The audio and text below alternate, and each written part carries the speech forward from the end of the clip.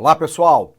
Dando continuidade aí aos nossos conhecimentos para o Banco do Nordeste do Brasil, na nossa aula de hoje nós vamos falar a respeito do polígono das secas. Nós sabemos que quem é de fora da região Nordeste tem uma visão um tanto quanto estereotipada, dessa macro-região.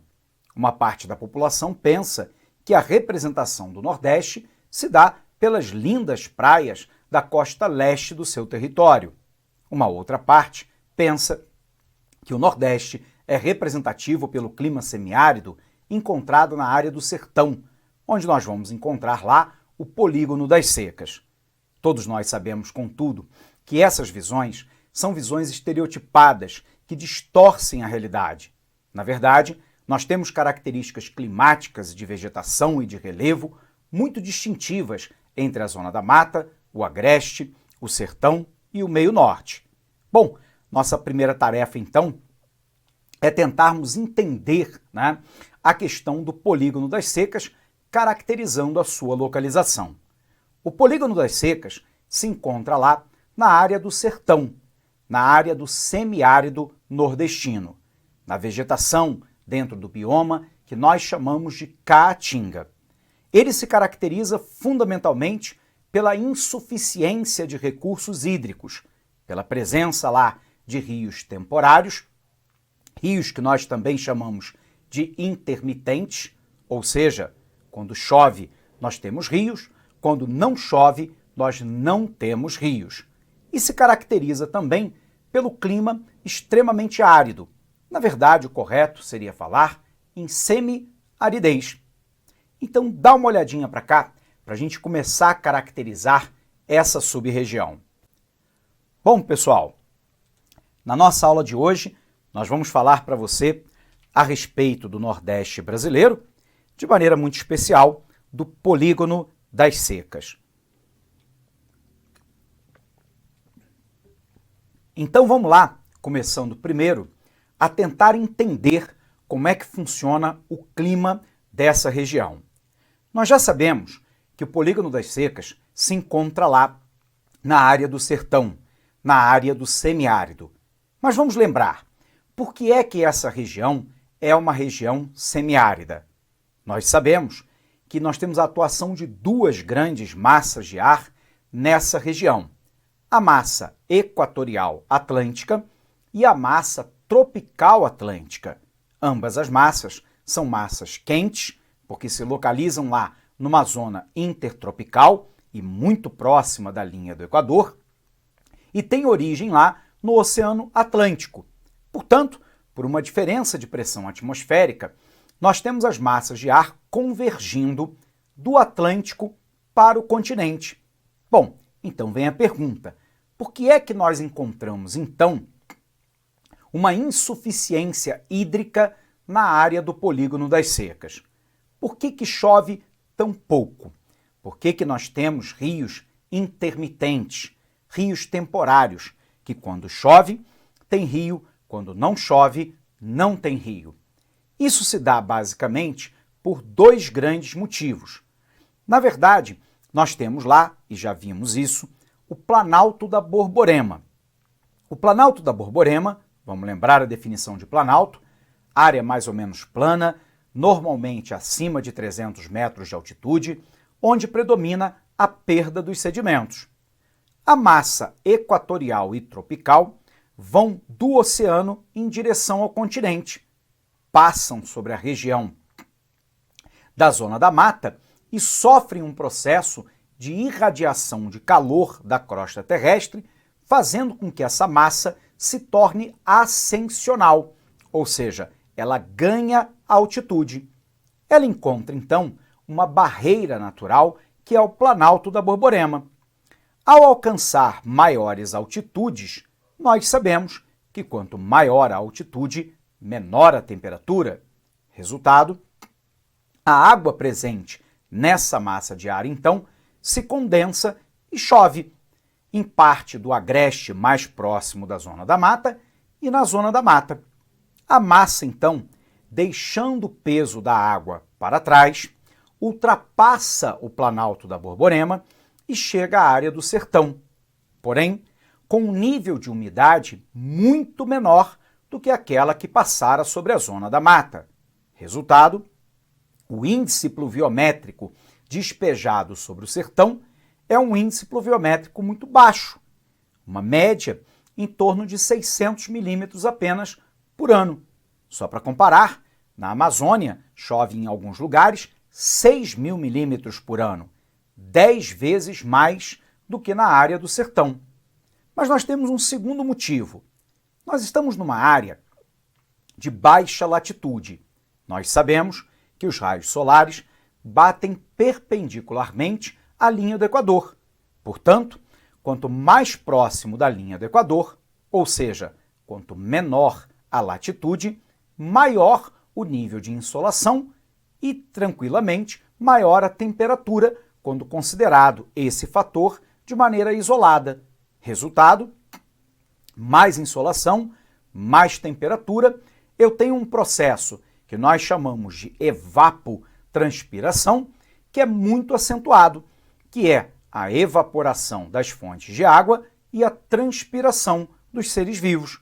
Nós temos, então, um problema lá, que o índice de evaporação é maior do que o índice de precipitação, numa área de forte insolação, e, por um outro lado, isso provoca lá uma perda hídrica muito rápida dos corpos d'água dessa região e, ao mesmo tempo, muitas vezes não permite que a umidade presente na massa de ar, nas nuvens, se condense e chova.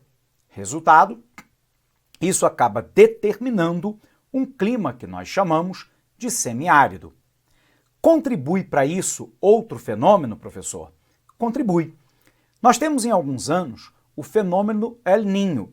Bom, o El Niño, em espanhol o menino, né, é o processo de aquecimento das águas superficiais do Pacífico Sul. Você poderia argumentar, professor, mas o Brasil não é banhado pelo Pacífico. Eu sei, mas ela interfere nas massas de ar brasileiras. E no caso do fenômeno El Niño, nós temos um processo que aumenta o nível de insolação sobre o Nordeste, diminuindo o índice pluviométrico. Em anos que nós temos o Laninha, que é o inverso, é o esfriamento das águas superficiais do Pacífico Sul, aí sim o Nordeste brasileiro recebe uma quantidade maior de umidade e, portanto, chove mais.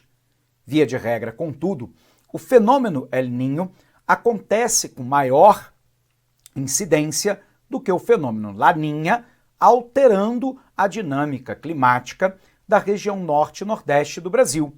E, portanto, eventualmente, nos anos em que nós temos lá o El Niño muito forte, eu tenho uma seca ainda mais acentuada na área do polígono das secas. Bacana? Vamos colocar isso no quadro para você? Vem para cá. Bom, pessoal, na nossa aula de hoje, nós estamos falando aí a respeito do polígono das secas. Nós sabemos que a sua localização é lá a nossa área do sertão, onde nós vamos encontrar um clima semiárido.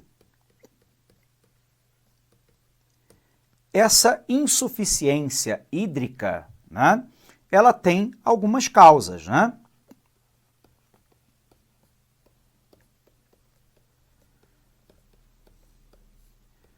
Essa insuficiência hídrica deve-se lá basicamente ao quê? Primeiro, né, a presença do Planalto da Borborema,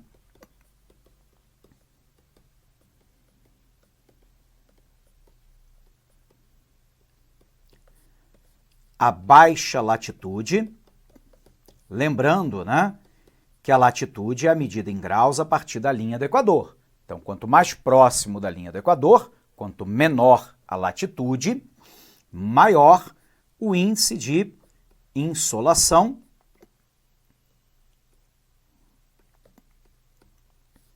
e maior isoladamente, quando considerado esse fator, a temperatura. O resultado lá é que o índice de evaporação é maior que o de precipitação. Existe ainda um fator coadjuvante para essa insuficiência hídrica, que é a presença do fenômeno El Niño. O El Niño, que é o aquecimento superficial das águas do Pacífico Sul, altera a dinâmica de massas de ar no nosso país, ocasionando menor índice pluviométrico na região norte e nordeste. Então, quando eu tenho o El Niño, eu tenho lá menos chuvas. Resultado, isso agrava ainda mais a área do semiárido nordestino com a sua insuficiência hídrica. Mas a área do polígono das secas, pessoal, ela é marcada por coisas mais do que isso, né? Nós falamos lá que a área é marcada basicamente por rio intermitente. É o rio que, quando chove, tem água. Quando não chove, não tem água.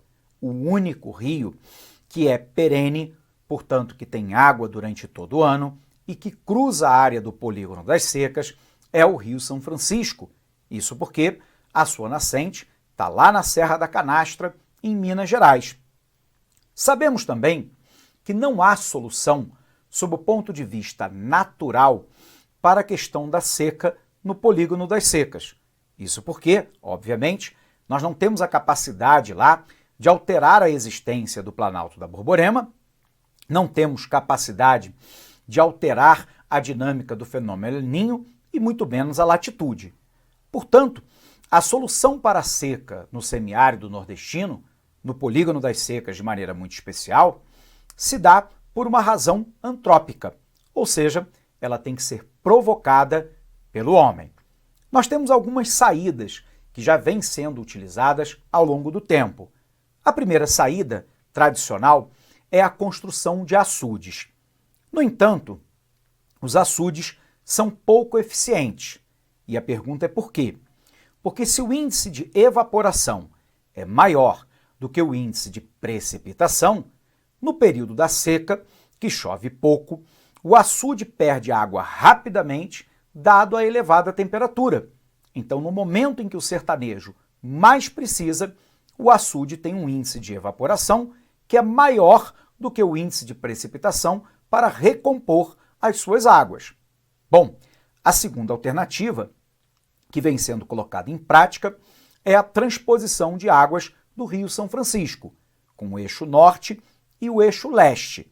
O objetivo é basicamente fazer com que a transposição permita lá transformar alguns rios, né, de temporários, de intermitentes, para rios perenes, que possa abastecer os açudes dessa região, recompondo a sua capacidade hídrica, que possa abastecer algumas das capitais dos estados do Nordeste que têm insuficiência hídrica e que possa, obviamente, fornecer a possibilidade de uma agricultura irrigada ao longo da trajetória do eixo norte e do eixo leste, com plantio de frutos tropicais, de vinhas, com plantio, em alguns casos, de algodão, de milho, de soja e de outros produtos que começam a se espalhar por essa área.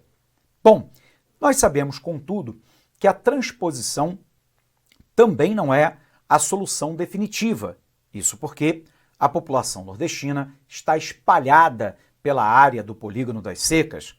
Nem todas as localidades serão atendidas pela transposição.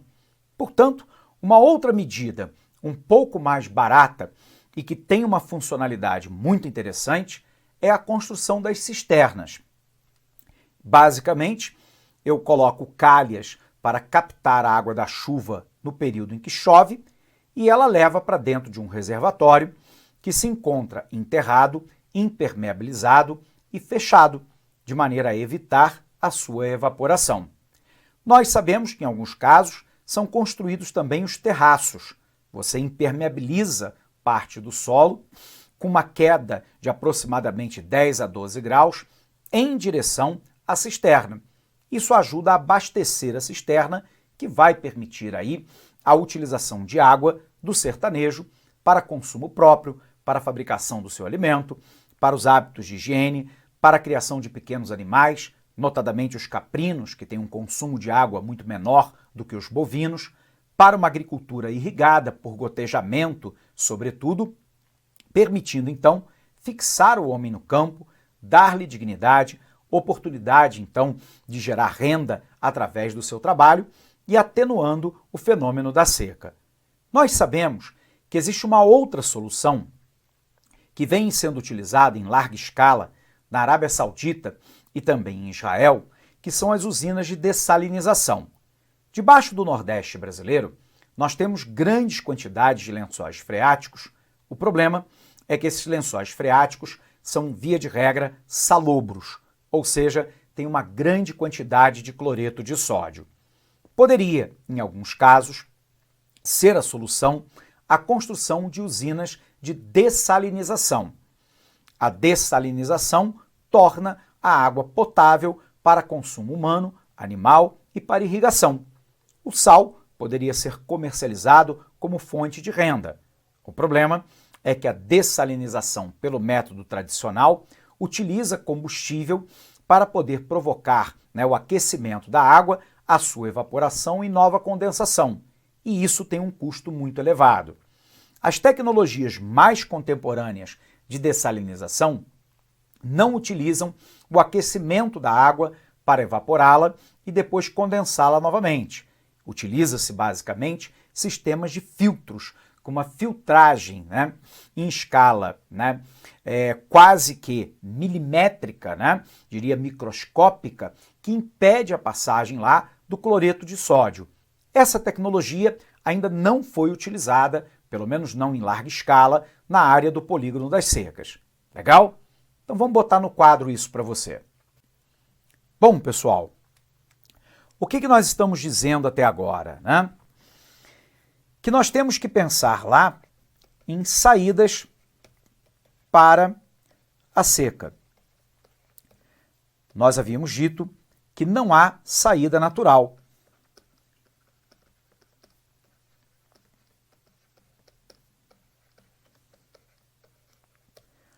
A saída, se houver, será uma saída antrópica, ou seja, criada pelo homem.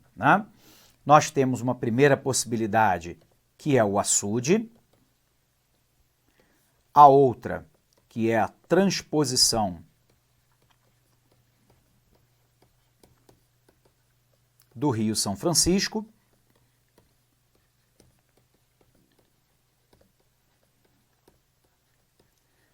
outra, que são as cisternas, uma que já foi testada em alguns países áridos, que é a dessalinização de corpos d'água. Bom, o que a gente sabe também, pessoal? Que a questão da seca, ela vai para muito além de um fenômeno meramente natural. A seca, durante muitos anos, foi utilizado aí como mecanismo de troca nessa região do polígono das secas. Era o chamado famosa política assistencialista.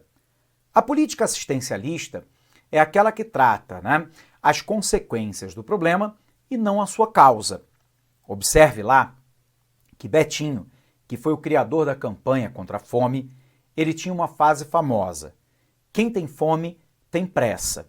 Então não adianta a gente montar um maravilhoso projeto governamental que vai montar um plano de estudos, um grupo de trabalho para montar uma infraestrutura, porque isso demanda tempo.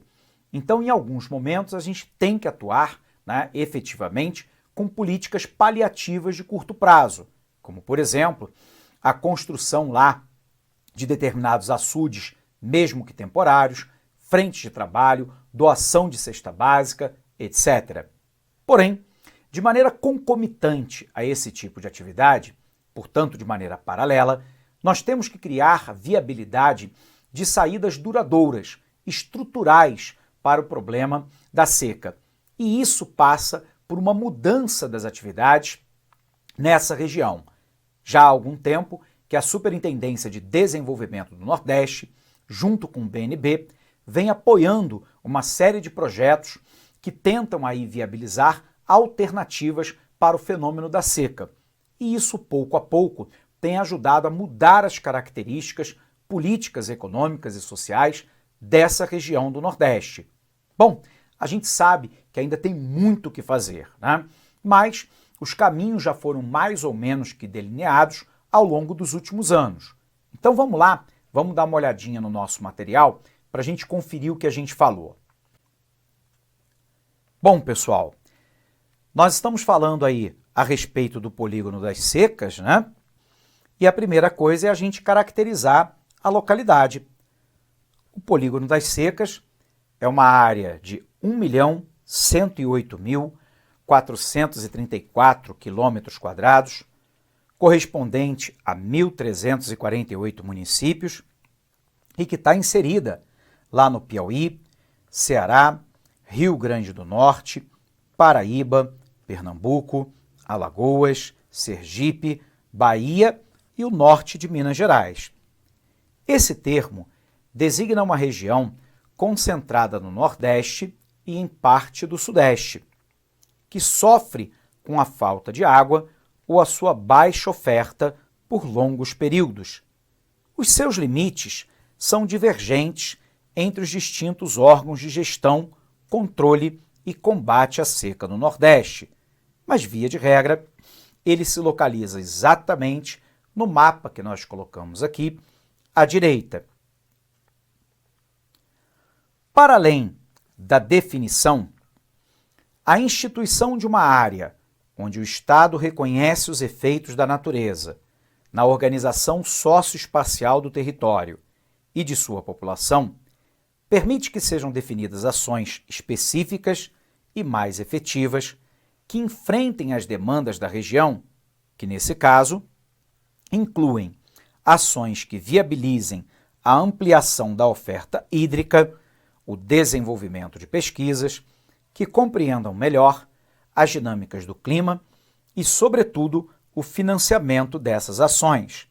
Então, aqui, a área do polígono das secas, né, e a definição de uma área muito susceptível à desertificação, alta e moderada, e aí núcleos específicos de desertificação.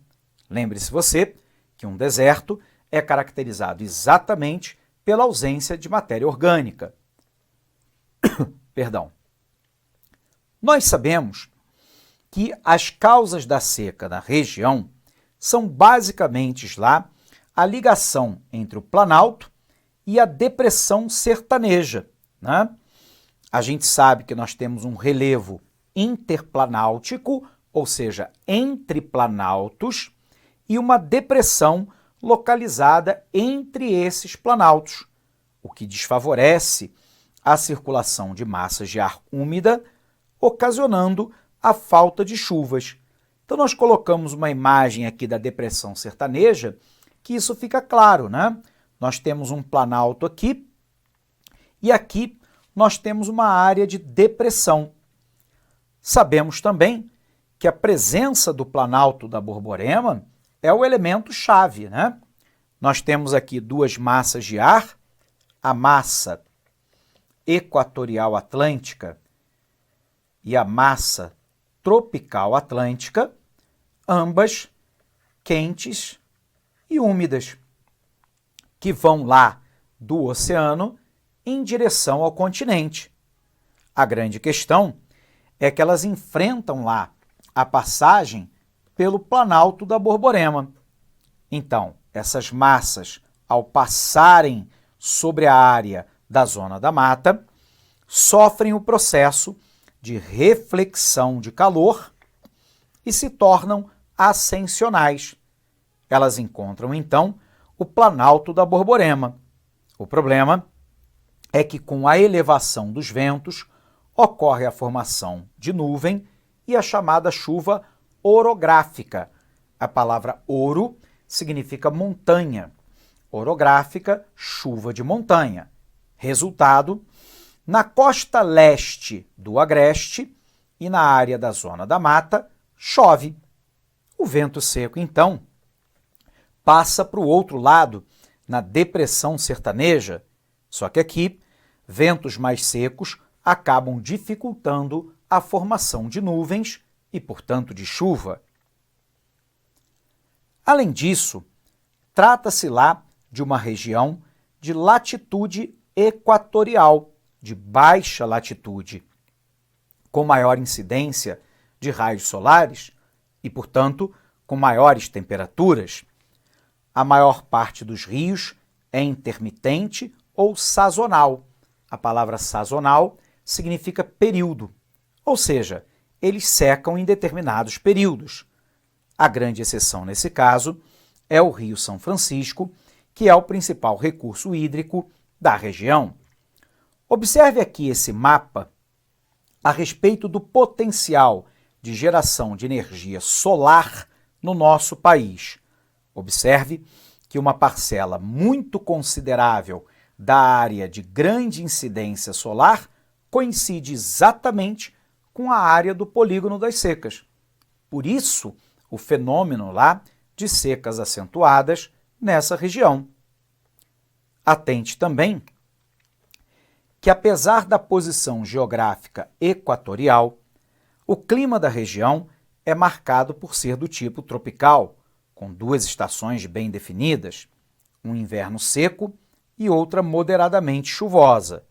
Esta última é eventualmente interrompida ou intensificada em função de fenômeno climático chamado de El Niño, que provoca longos períodos de estiagem, e o Laninha, que ocasiona períodos de chuvas e até alongamentos em algumas cidades. Observe que quando eu tenho o fenômeno El Niño, que é o processo de aquecimento das águas superficiais do Pacífico Sul, isso muda a dinâmica climática brasileira e a região centro-norte, pegando também o Nordeste, passa a ter um nível mais intenso de insolação e menos chuva. O fenômeno Laninha, o resfriamento superficial das águas do Pacífico Sul, provoca o inverso. Ele provoca seca na região centro-sul e chuva na região centro-norte, portanto, chuva para o sertão. Bom, qual é a questão política do Polígono das Secas, A questão da seca do Nordeste é bastante conhecida, pessoal. Nós temos relatos aí, pelo menos desde 1530, 1570. Diversos segmentos da sociedade demonstram lá a ciência da necessidade de enfrentar esse desafio e até indicam soluções para resolvê-lo ou minimizá-lo. Países como Estados Unidos ou Israel mostram que é possível enfrentar esse desafio urbanizando e desenvolvendo as regiões, ainda que haja uma baixa disponibilidade hídrica. Observe-se que, no caso do Polígono das Secas, esse é um tema recorrente e aparentemente sem solução. Todavia, deve-se considerar que essa mesma região abriga grande população que, historicamente, se constituiu como uma reserva para o exercício do poder de grandes latifundiários e, mais recentemente, para o exercício do poder eleitoreiro. Essa falta de interesse em resolver ou enfrentar verdadeiramente a questão da seca no semiárido ficou conhecida como indústria da seca, onde se criam demandas para maiores investimentos sem efetivamente enfrentar a questão. Assim, pode-se afirmar que o Polígono das Secas, além de uma questão natural, é necessariamente uma questão política.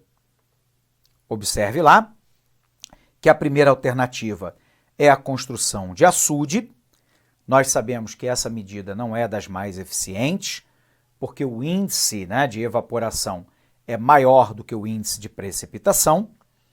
A segunda possibilidade são as cisternas. Então você tem lá um buraco que é cavado no quintal de casa, num local a ser definido por um técnico, e a cisterna é encaixada. A captação da água da chuva por meio de calhas no telhado é transportado até a cisterna. O morador opera uma bomba e a água sai pela torneira, enchendo o balde, permitindo então a criação de pequenos animais, a irrigação de parte da lavoura, sobretudo a de subsistência, e para o consumo humano. Observe aí que a política de cisternas ela foi, de alguma forma, realizada em mais larga escala entre 2008 e 2017. Né?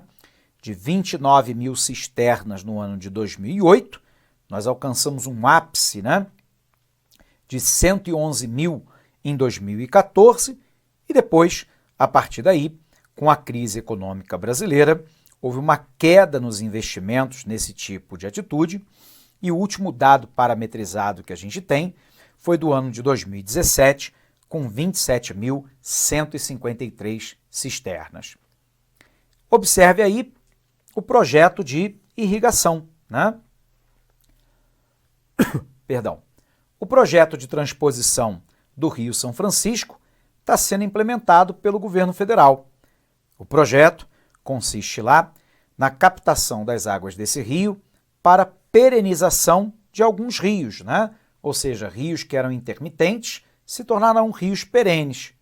No eixo norte, os estados do Ceará e do Rio Grande do Norte, que fazem parte da bacia do Nordeste, e no eixo leste, vários açudes nos estados de Pernambuco e da Paraíba, né? Portanto, os canais aí a serem construídos, os rios que serão receptores e a área de vazão máxima. Tudo isso pode lá atenuar e muito a figura da seca na área do polígono das secas. E aqui uma outra imagem, a canalização do rio da integração nacional, mostrando lá algumas outras características dinâmicas dessa transposição.